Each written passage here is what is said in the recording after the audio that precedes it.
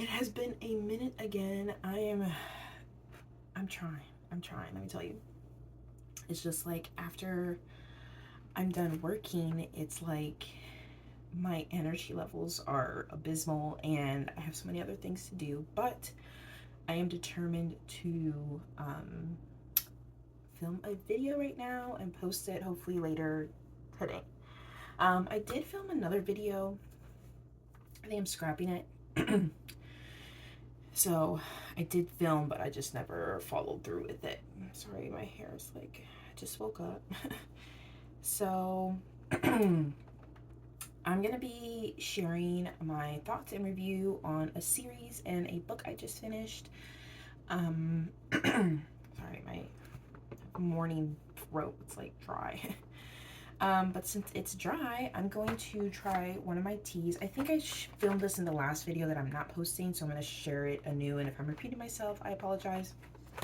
So, as you know, I am a Aldi's girly here, and their Isle of Doom always gets me. And I follow their Reddit page, which, you know, like, what's wrong with you? But you always get good suggestions of like, oh my god, this is there, this tastes amazing. And they had this for Easter. Sorry, there's like a glare. So cute, very Peter Rabbit. It's herbal tea, so there's no caffeine. So after I finish this, I'm gonna need like something else to revive myself. So far, so there's berry crumble, lemon macaroon, raspberry cookie, blueberry muffin, banana bread, and strawberry shortcake. And I've tried berry crumble, amazing. Blueberry muffin, so good. I tried strawberry shortcake, very tasty. Banana bread, they said was like the best one, and I tried it because me and banana bread, like, I have absolutely no control. Can't put that around me. I go feral. This one was really good. Not what I was anticipating. Like, the banana notes are very mild. It's more like a nuttier, like, walnut-y. No, it's still very good. And I do, I do like a little bit of sugar and like a dash of milk, and it is like such a nice treat at the end of the evening, especially if you're trying to cut back on like excessive sweets. Like, this little advent calendar, if you want to call it that, of tea compared to my winter advent calendar one is like night and day. This is like delicious. I'm not sure how I'm gonna feel about the lemon macaroon one. That'll be interesting. But today we're gonna do the raspberry cookie one, and I've been taking the packaging and like cutting out, and it comes four packs of Flavor Witch, and it was only $4.99. I say that's a great deal. I went and bought 2 more boxes. One I'm taking to work to share because like it's just so good, but how stinking cute. And yeah, I've been like cutting out because it's just too cute. So I'm trying raspberry cookie. I have not tried that one yet. So I'll get that brewing. Kind of give you update on life. I have been reading like crazy. I've kind of like cut back on writing, which I want to pick up again. I haven't like forgotten my story, so to speak, but I just haven't gotten into it. Oh, and it's like such a pretty pink color. I don't know if I'll be able to. Well, if I show you, it's gonna fog up. That'll be enough. So I have been reading a lot. I have been, I finished I think like collectively all 3 books together, like 2,000 pages, or more. And then I finished a quick read. It was like 350 pages. And then I'll share with you what I'm reading now that I like, you know, giving a try. I'm almost, like I've said in several other videos, I give myself up to 100 pages to be like, yeah, I love it, I'm gonna keep reading it, or like I just can't really get into it, I'm moving on. And it's about to pass the test. So let's start with the trilogy I just finished. I mentioned it in one of my previous videos. I was reading it. The Mistborn trilogy, like the first part. The Mistborn, Willow Ascension, and Hero of Ages. It was the morning before I went to work. I was like in the last like, because I kind of like slowed down, and like my audiobook was going to be due back soon, and I was like, oh my, no, like, let's finish this, let's do this. I was in tears. I was weeping. Like, I was like, like my heart just lurched, and like the ending to that whole thing, just the revelations, the characters, it was amazing. It's honestly, I totally understand why, like, that's everyone's like favorite fantasy ever, favorite book ever, recommended all the time. You know, you see that book, that series everywhere, and just like, okay, moving on. And supposedly that's not even Brandon Sanderson's like best work, which is mind blowing. I do have book 1 and 2 of the Radiant King one, like the one that the 5th book just came out. I'll put a picture of everything I'm talking about as I'm reading, as I'm talking or showing, whatever. Um, the the magic system, like, I feel like this is such a good entry level to fantasy, as like I'm kind of in my fantasy romantasy era. Honestly, I haven't really read anything romantasy yet.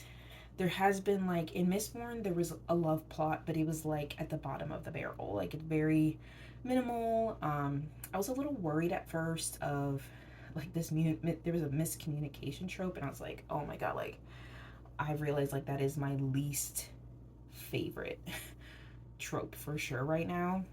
I'll tell you what I DNF'd the other day too. Um, and but it got resolved. Their relationship was really good. They communicated well enough. They supported each other. Um, so like I did like that. The side characters, the creatures, the like Sazed is like one of my favorite characters ever. And then Tensoon, the Khandra, one of my favorite characters ever. I'm not gonna spoil anything, because my husband is like, he really wanted to read it. I started reading it, but I almost gave up because I was like, honestly, the first, because it's split up in several parts within the book. I think by part 1 was like really brutal, because also like for me, when I start reading something different, like historical romance to fantasy to contemporary, I don't really read too much contemporary, honestly, but it's like my mind has to adjust to the language and stuff. And even though this was fantasy, and it was high fantasy, a lot of politics, a lot of religion, a lot of political abuse, and like like a lot of stuff, and like having to adjust mentally to like wanting to read something like that. I'm really happy I did not give up on it. It was so well written, just flowed, and just like, again, the revelation after revelation was just like, and then kind of like guessing, and then like, wow. I cannot recommend enough. 5 out of 5 stars. Again, like, it's easy to digest for like if you're just getting into fantasy.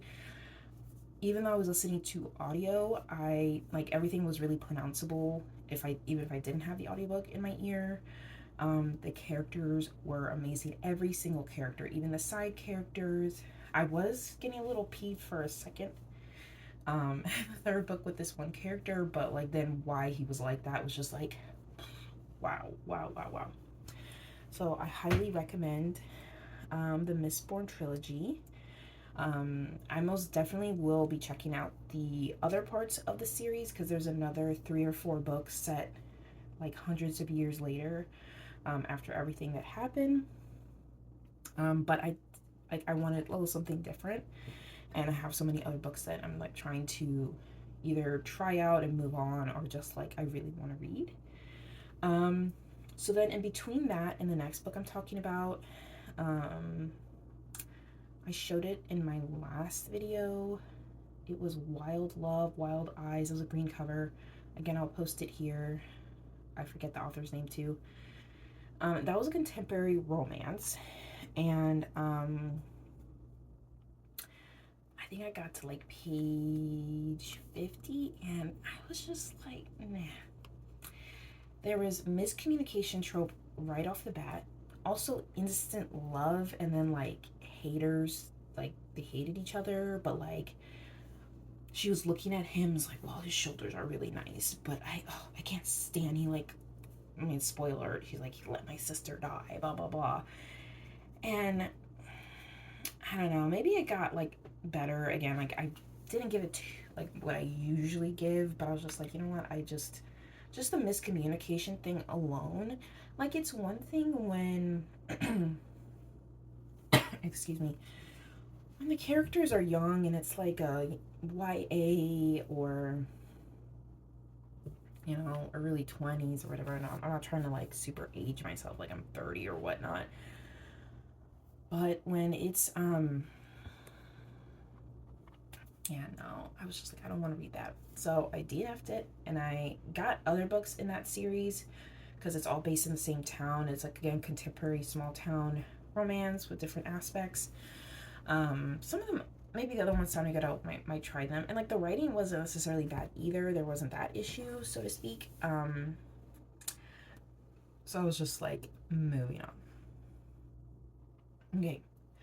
The book that I moved on to after that one, hold on, actually, let me put salt, wow, sugar and milk in my tea. 1 second. Okay, I got this sugar. It's really pretty red color. I'm not gonna put too much. I haven't tried it plain. I'm sure it's like pretty good. Sorry, I'm like completely out of frame. But so the next book I tried, which I did not have it in my hands yet. When I posted my last video showing what I was going to be reading and kind of like my March wrap up and my April TBR. I have not shown it yet. But it's Our Infinite Fates by, oh my god, Laura Steven. I'll put a picture as I speak. Oh, it makes a pretty purple color. I love this. But a taste test first. Again, I'm having the raspberry cookie. Cute squirrel.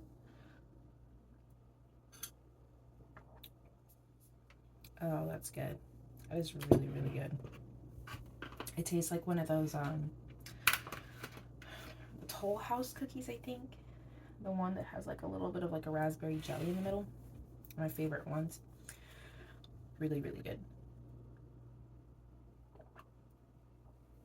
Cheers.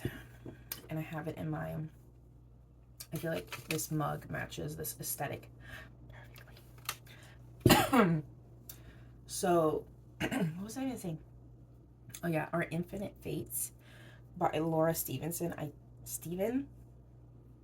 Again, I'll put a picture here. At first, I was like, oh my god. So I found this book recommended on Instagram by this lovely duo sister podcast book club page.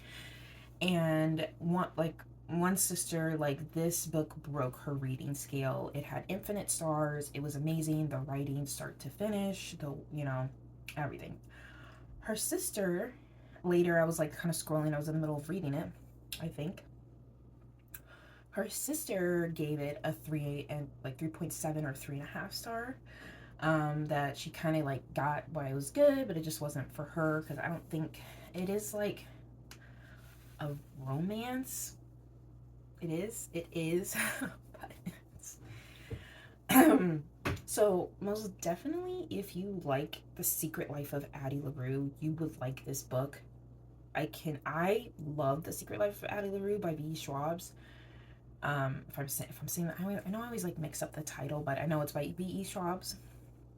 It's where she makes a deal with the devil and she lives over and over again, but no one can remember her.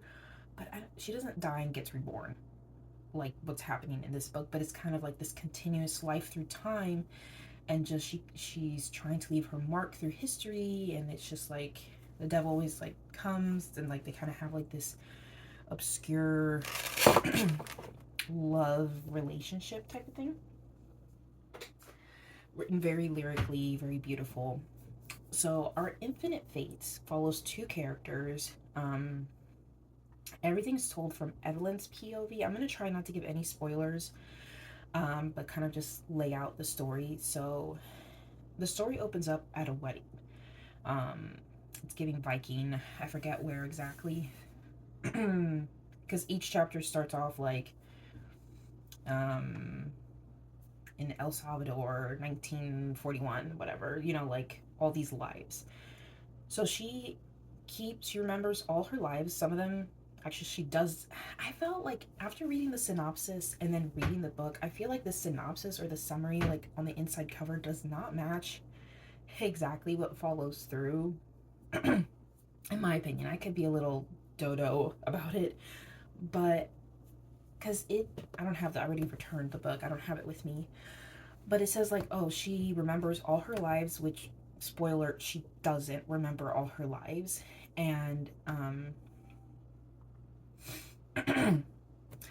well, I guess, sorry, I'm like processing now. I guess what she means when she remembers all her lives is that she gets murdered. That's not spoiler, but she gets murdered. She gets reborn. It is not very clear how often, like every 2 decades. I think like every 2 decades or so. She's in a different body. She's a boy, she's a girl. A lot of great representation for sure of they, them, and whatnot. I felt, I haven't read too much to say, but I felt like it was really well done, in my opinion. You could have a different one, but I think it was beautifully done, of like when she was in a male body, when she was in a female body, and just like how she felt and just how she was descriptive of like what she liked when she lived in that life, when she was with her partner, and vice versa when they were a woman or a boy, a girl or a boy type of thing. So pretty much she can never live past the age of 18 because she always gets murdered by this hunter, it says. But Hunter is her soulmate.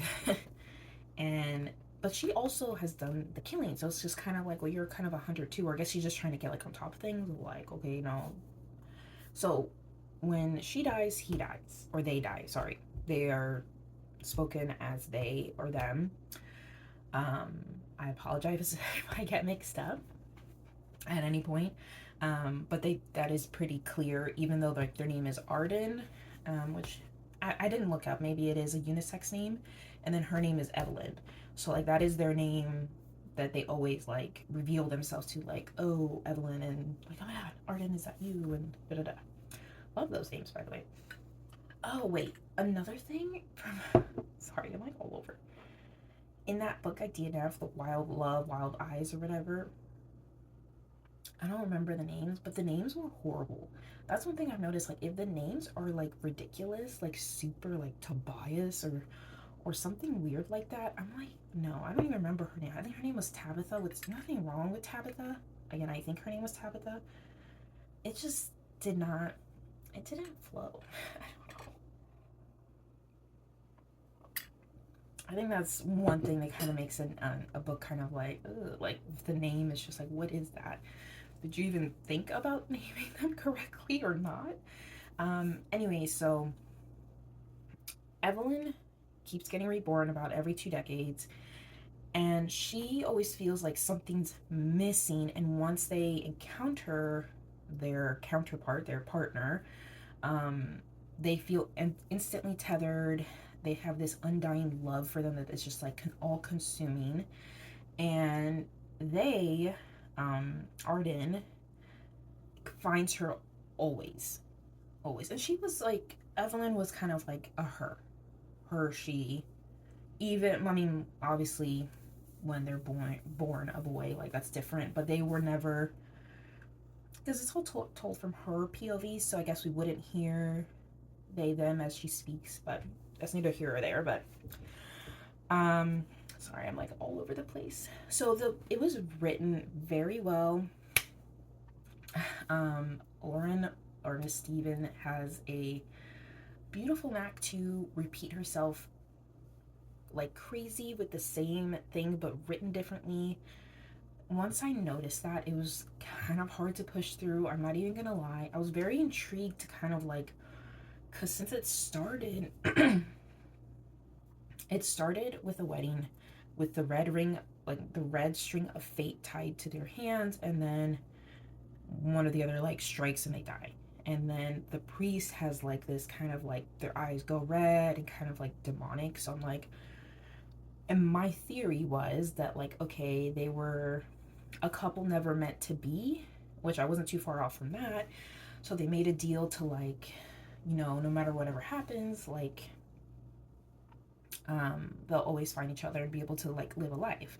But then as the story progresses, like they've only made it to past 18 twice, and like Arden keeps a lot of things from her. So I'm like all over the place.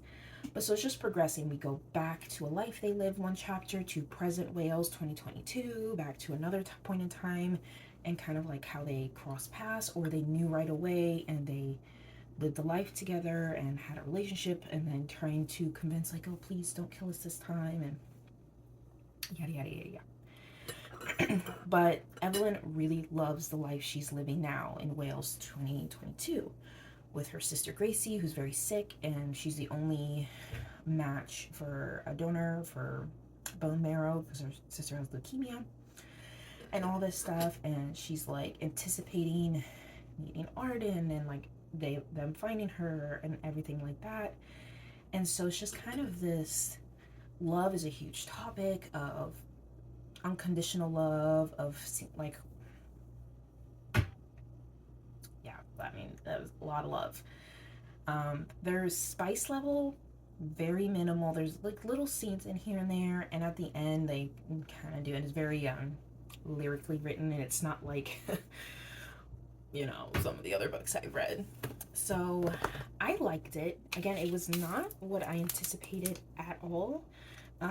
Like where it went and the revelation of why they were cursed that way, I was just like, oh. I wasn't even shocked personally. I was just like, oh, okay, I guess that makes sense. I think, yeah, the only thing that got to me was the repetition of things. But again, she never repeated herself in the same wording, which was very impressive. I mean, the writing is very impressive, very lyrical, very whimsical, very profound. I do give her that. That's why, like, again, it's not a bad book. That's why I give it a 3.5 star. Like, it was great. Just kind of the repetition that always gets to me no matter what book I read, even if, and this was like a short book, 300, I mean, if this was any longer, I don't think I would have finished it, honestly. It was like 350 pages. The characters were great. The thing that was really frustrating is that Arden was always trying to protect Evelyn. It's very clear. They're very secretive. They keep a lot. They harbor their feelings. Like, because they know everything since the first moment of everything. Eons ago. Right? So, I also wish, like, I am a big multiple POV person. Like, I need that. I mean, I've read several books without it, but, like, for example, Mistborn had a POV within the chapters or whatever of every single character, side character, in the main story, like of the main group, right? Beautifully done. Even the Wild Love, Wild Eyes, whichever one I DNF'd, had a POV of her and then him and whatnot. And I just think, even though like he was very secretive, I think it would have been excellent to have a little snippet of what he was going through, or they were going through in their mind. Would have been excellent. Again, it could be for you if you loved Secret Life of Addie LaRue. I highly recommend it. Very well written. That I give it a 10 out of 10. It was written beautifully. That's what like sucked me in right away. The concept was very interesting. The like, it's, and every time you read a chapter of a previous life, it was at the end, right? Like how she kind of would talk about the beginnings of her mom at the time, and it's also a big topic about loss, like losing loved ones and like not being there for them and stuff like that, and kind of having this void in your chest of love, but you love them so much and everything's taken from you and you're not living a full life And, you know, she has all these dreams that she wants to do. So, check it out if you want to. I mean, it's a quick read. I read it. I also kind of skimmed. I skimmed, read it a little bit towards the end. I don't think I missed anything grand. So yeah, I give it a 3.5 out of 5 stars. And moving on real quick to what I'm reading now. I have 4 historical romance books that I want to read. 2 Mary Blow, 1 Loretta Chase, and 1, I don't know her name, but the cover caught my eye, let me tell you. And then I'm currently hyperfixated on Mercedes Lackey. I don't know if I've mentioned that. She has like a million books, but I scoured all my reading apps, Hoopla, Libby, Cloud Library, everything. And on Hoopla, I can read several of her, or listen to several of her books, like complete. I think like 18 or 16 of them, 16 or 18 of them, series complete, like, you know, like little trilogies and whatnot. So I'm going to use that as my walking books, which I'm really excited. But let me grab the book that I don't know if I showed this in my last video, but I started reading Cinder by Marissa Meyer, and no, yeah, I'm not there yet. Where is it? Biscuits. Where's my little guy? Oh, there he is. See, I have like a little marker. It's so cute. It's my banana bread one. So I'm almost at my 100-page marker. It's reading really well. I'm listening to the audio with it. But it's like space fantasy, Cinderella retelling with a, what is she? She's a cyborg. And there's like this plague so far. I really like it. It's only told from her POV, which is fine, but it's written in third person, which is even better. So yeah, that's what I'm reading now. And then my little historical romances I have are pretty short, so I'll jump into those. And then I'm going to read, I have 1 Mercedes Lackey book physical, Fairy Godmother. It's a fantasy retelling, so I'm really excited. The font in there is like really strange. I don't know if I'm able to read that. It's not like I can't read it, but it's just kind of like uncomfortable to look at when I first glanced at it. But yeah, so this is the end of the video. Thank you so much for watching. I hope I was coherent enough. Most definitely check out all the books that I mentioned. Highly recommend Mistborn. I highly recommend, I mean, I do recommend Our Infinite Fates, because it is, you know, if you really loved Secret Life of Addie LaRue and you want that whole concept of like living through time, and not necessarily time skipping, but like they're constantly either alive or reliving a life in different bodies and stuff like that, I recommend it as well.